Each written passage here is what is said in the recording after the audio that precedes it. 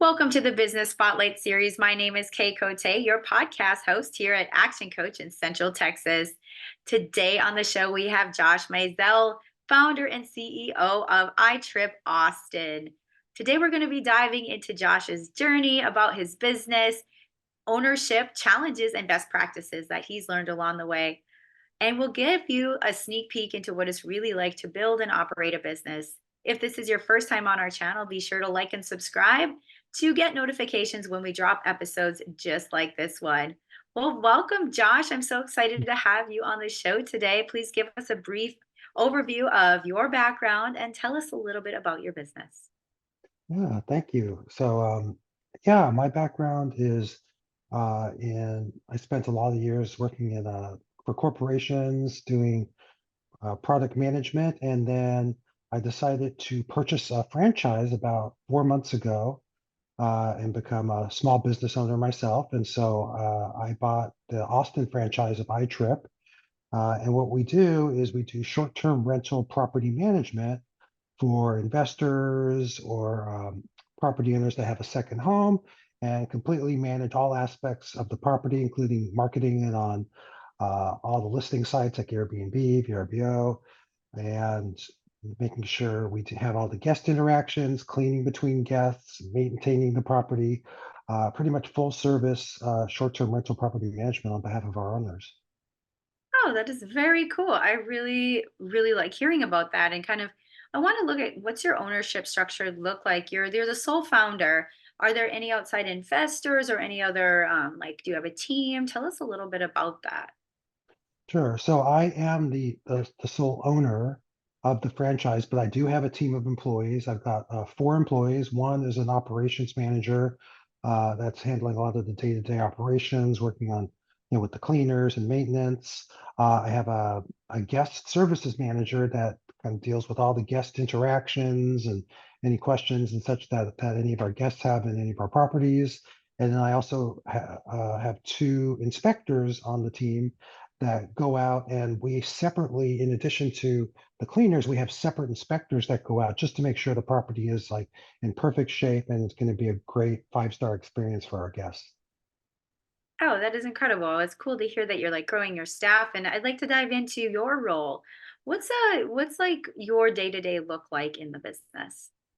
Sure. So as the business owner, it's like, at the end, the kind of the buck stops here, right? So I have a lot of different things. I'm, been working really hard on growing the business. So, like sales and marketing, doing that and trying to find, new property owners that might be interested in our services. I'm looking at ways to increase bookings. So I spent a lot of time.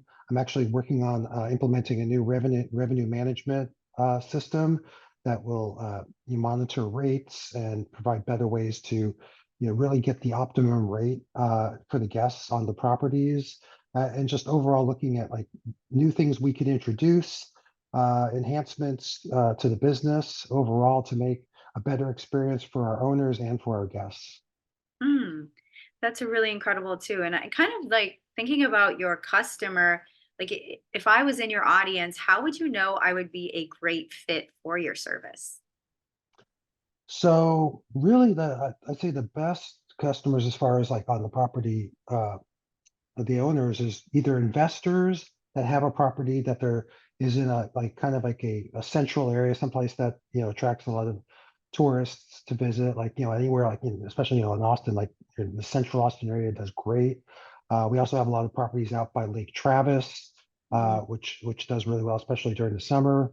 So if you're an investor and you have a property, that's it's a good option to especially if it's in that type of area that you can bring in a lot of income. We also the other type of customer is someone that has maybe a second property and likes to stay there with or have family and friends there, but they're only using it maybe a month or two out of the year, and then would like to make some money for the other 10 months that they're not using it. And so we let our owners use the property as much as they want, and then the rest of the time we will rent it out, and so that they're generating income when they're not using their property. Oh, that's really cool too. I dig that model, especially yeah, letting the homeowners like have their or the the property owners have time there and then have time to rent it out. So it sounds like you have like a really good system for communications, like within your clients and working with you. Do you use like a CRM or anything for organizing your clients or your staff, or is that something like how do you organize? Well, we actually have an owner portal for all Okay. of our property owners. So a property owner can see all of the bookings, they can see the calendar, and they can actually reserve the property anytime they like. We have no restrictions on how much the property owners want to use their own property. Mhm. So they just, obviously they can't book it if it's already booked by a guest. So we just say like, hey, book it far in advance before it gets booked up by a guest. But if they're thinking like, yeah, I want to take a vacation, they'll just go ahead and block that time off, and that way make sure that it's available for them to use. And so they can do all that on the portal. They don't even have to call us. Of course, we are there all the time for calls. So if they do have any questions or concerns, we're happy to help them. Oh, definitely. I'd like to also dive in, like, how would you say your competitors compare with you?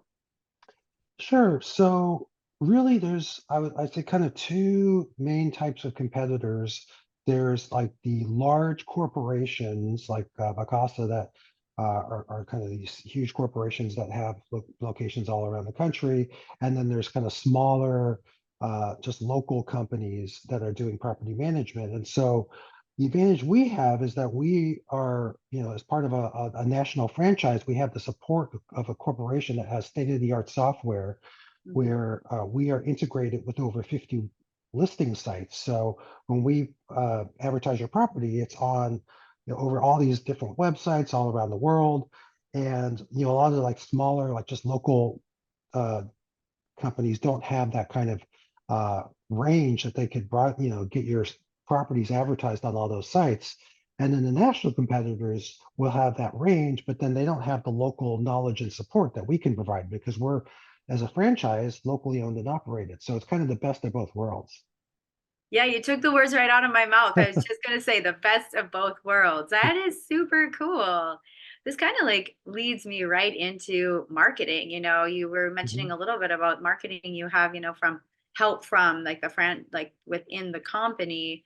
So what are some of the things that y'all do with your marketing in terms of like, are you on social media focused, or do you have certain structures? Like, what's that look like for you? Honestly, it's I'm experimenting with different marketing things right now. It's as I've only had the business for about 4 months now, so I'm trying different things. Some leads from realtors to have the realtors introduce us, because we pay a realtor referral fee for anyone they refer.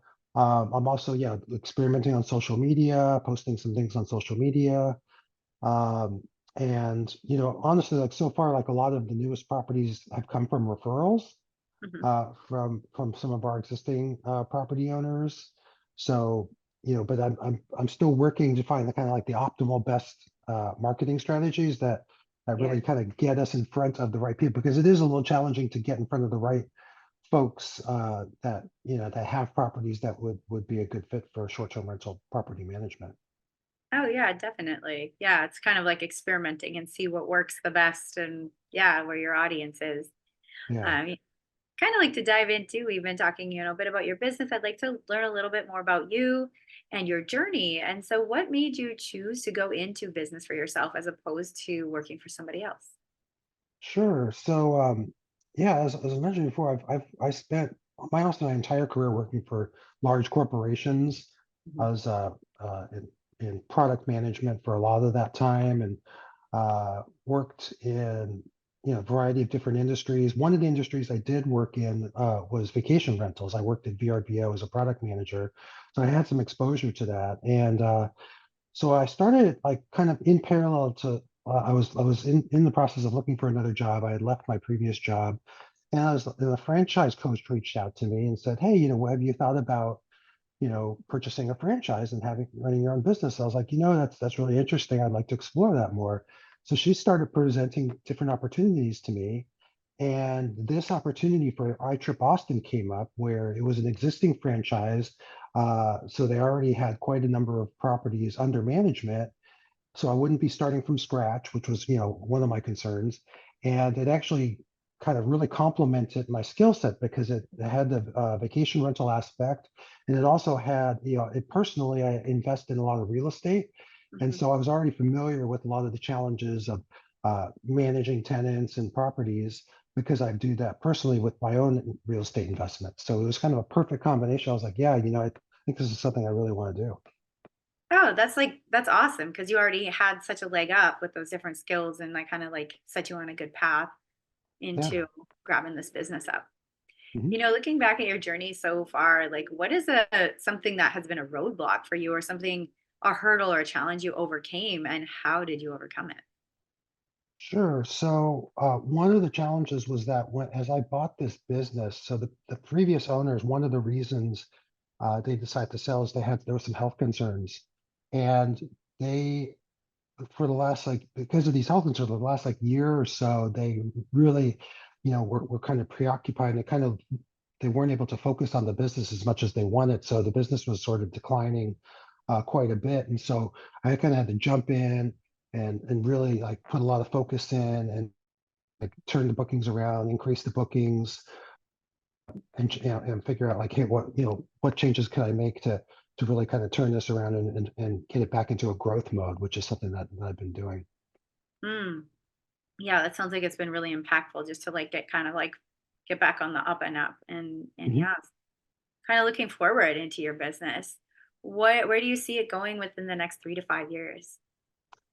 So my goal is to like triple the number of properties under management. So that's my big goal in 3 to 5 years is to do that. That's a great goal. Speaking of goals, like what is your approach to goal setting? How many goals do you have at one time, and how do you kind of like work those in a time frame? Sure. So what I like to do is I have like one large, what I call a BHAG or big, hairy, audacious goal, Yes, I right? know And the we'll just one. right.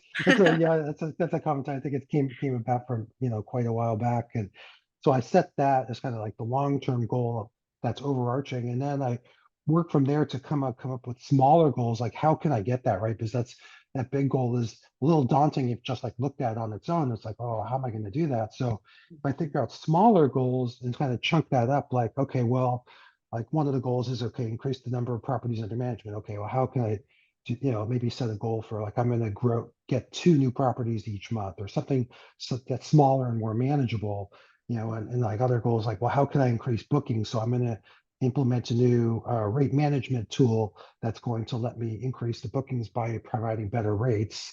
And, I want to increase my bookings, 20 or, 20% over a certain amount of time. So making sure like that I have some small measurable goals that follow the SMART model that so they're specific and timely and measurable.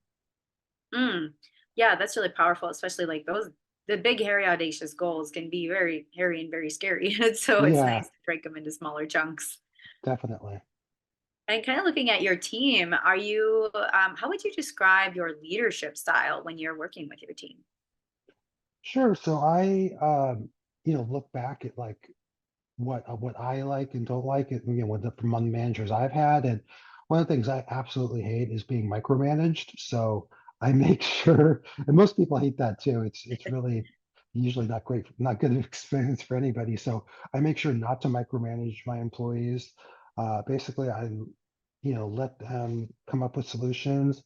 I give them guidance and coaching where necessary. So, if I see they do something, I'm like, you know what, that maybe just when we next time we have a one-on-one, say like, oh, well, when you do this, have you thought about this or considered this? And just try to look at it as like a growth and a coaching opportunity, Mhm. and try to just work with them, but ultimately let them determine like how they're going to manage their day-to-day activities without getting like overly involved with the specifics.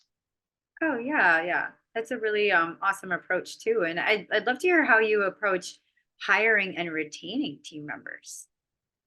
Yeah, so I've been pretty fortunate that I have a lot of great members that were already on board when I bought the company.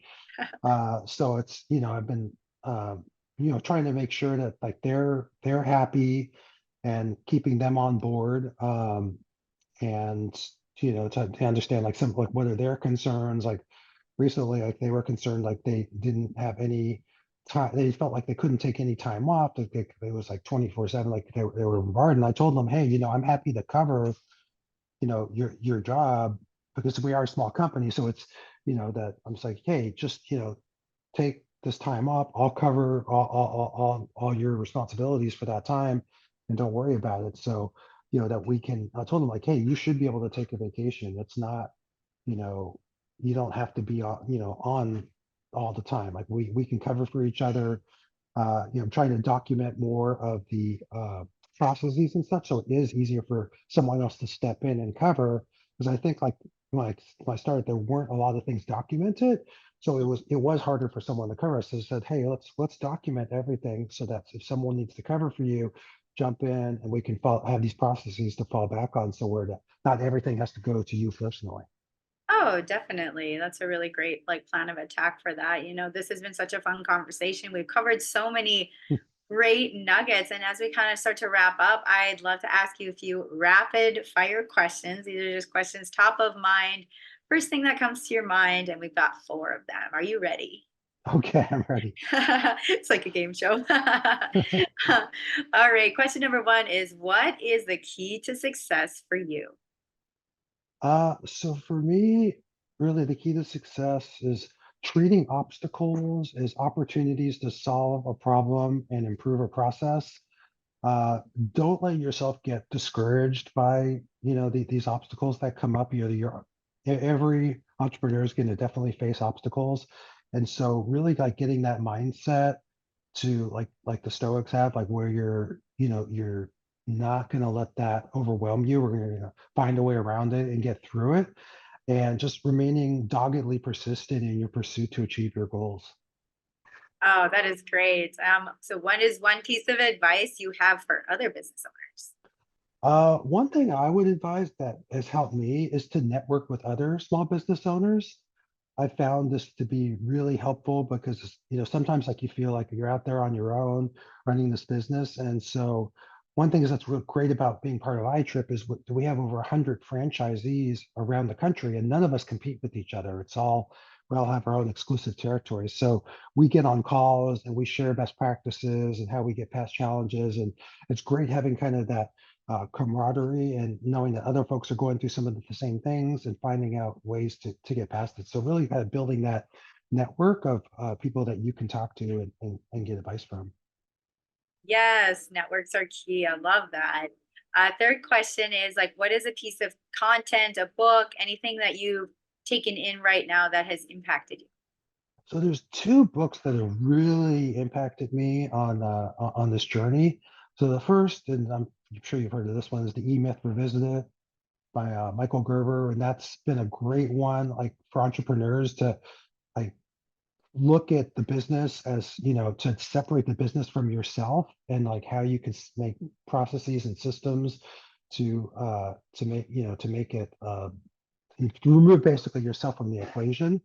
And then the other book that I really found inspiring was Unreasonable Hospitality, and this is a little more specific to the hospitality industry, but it was actually written by the owner of 11 Madison West, the famous uh, New York restaurant, like the Michelin star restaurant, and Yeah. how he got it to be a Michelin star restaurant, and like the hospitality, like they did some really amazing things. And so being in that space is that there's almost lessons to learn for everybody, but specifically if you're in the hospitality business, it was really kind of eye-opening and incredible to think like, we can really do some really amazing, innovative things. Like it gave me an idea, like one thing like we're doing is we have the solar eclipse coming up in Austin, when the path of totality. So I got these solar eclipse glasses and I'm going to provide these to all the guests of our properties so they can really enjoy the eclipse. So that's kind of like taking that spirit of unreasonable hospitality. Oh, I dig that. I know I got my glasses ready to go too. So that's a really cool way to integrate. And the final question is, if there was one area of your business like that you could choose to immediately improve tomorrow, what would it be? Really that the better systems for rate management. So Mhm. I mentioned I'm looking to another system to implement Yeah. because that's going to have really like a bit. better impact. Like if I can be able to increase the bookings, then that's going to make for happier property owners. So it kind of goes all around. So that's one of the big aspects I'm working on right now. I dig that. Well, this has been so much fun. Before we get into our final question, I'd love to plug our listeners in with you and how to find you. So feel free to share. How can people get in touch with you? Social media, anything. Yeah, they're free to contact me. They can just go to our website and for iTrip Austin.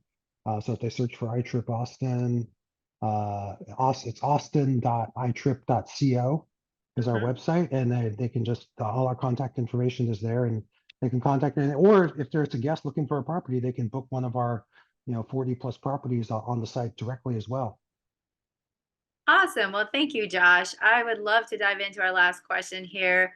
What is most inspiring to you today? Uh, Gosh, I get inspiration from a lot of folks. Like one of the things specific to my industry, that there's one of the top franchisees in Portland has had the business for 5 years and has grown it to over 300 properties under management, which is unbelievable. I mean, it's really amazing. And I've talked with him, and he's just really inspiring. He like the processes he's put into place, and some of the things that he's doing. And so he's really inspiring that, hey, if he can do this, then I can be successful as well. Awesome. I love that. And thank you so much, Josh, for being on the show today. It's been a pleasure sharing this conversation with you. Great. Well, thank you. I really enjoyed it.